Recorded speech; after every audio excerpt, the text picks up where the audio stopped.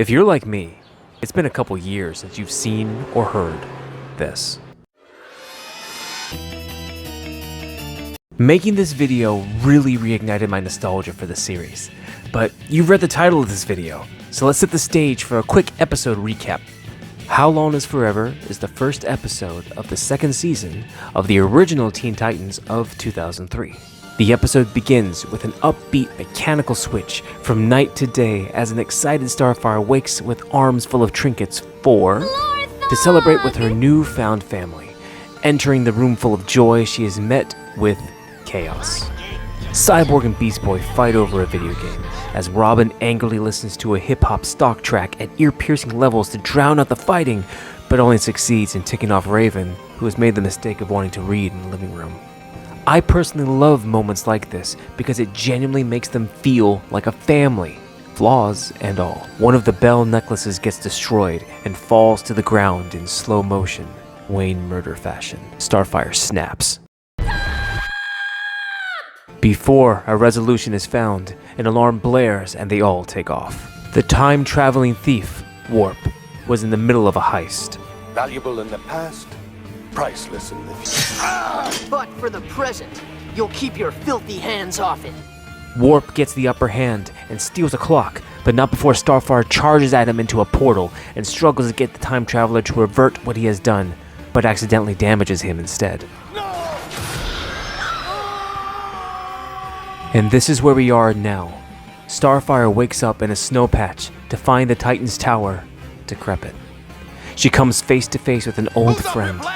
Cyborg yells at completely confused Starfire. What's happened?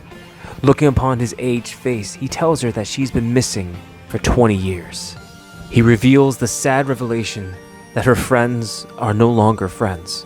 Each have separated for their own reasons, and that Cyborg was left to be attached to the wires of the decaying building to survive.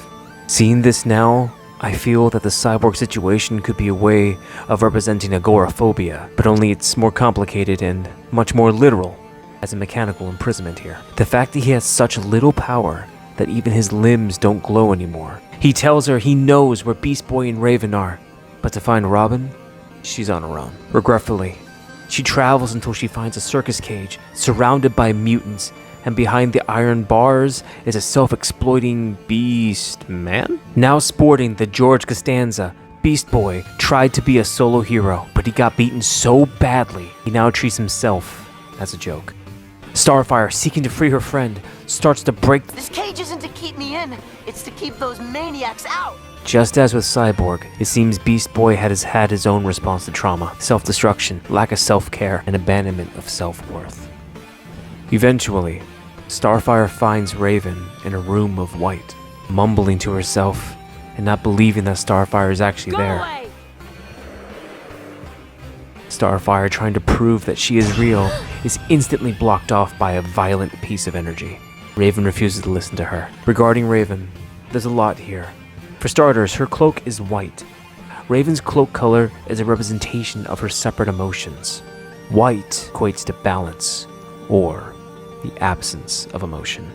So once again, Star is forced to leave alone. She's immediately attacked by a much older Warp. But before anything can happen, Warp gets beaten into submission by a shadow, and we get the reveal of the adult Robin. Nightwing takes Starfire back to his own base, where she sees his old costume. Okay, speeding this up. Nightwing reactivates the communicator for the Titans, and they reunite. Dude, that is so unfair. They find and beat Warp so badly that he becomes a baby. Cyborg opens a portal in time to send her back, and the episode ends with Starfire telling her friends of the future that may be. I know that was kind of a quicker way to just kind of end the episode, but we really needed to set the groundwork for what's about to come.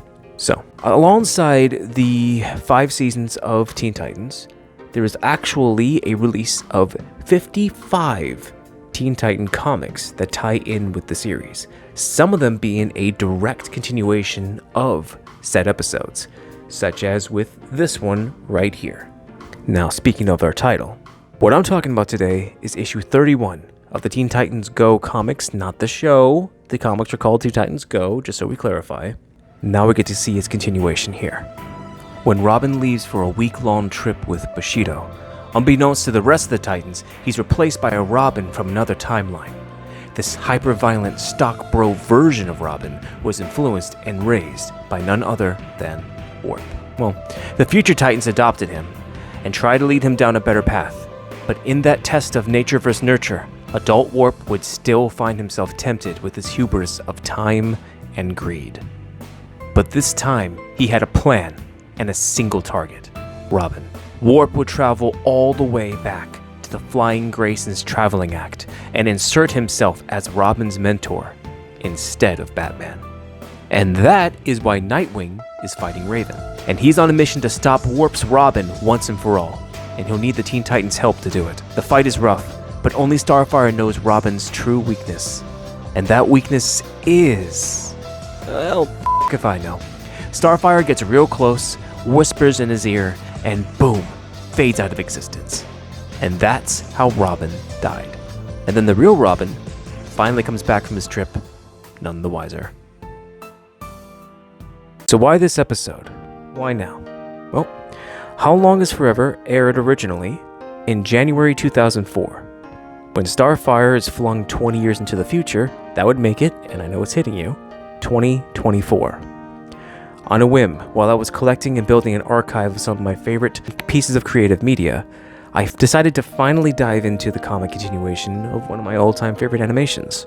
I had never read it before this year, and learning that Teen Titans comics had actually built on some of the episodes from the show, while also coming to my own realization of when Starfire was set into the future, this video really fell into place. Well, the truth is, I've scrapped so many video ideas that this video being completed is actually a blessing.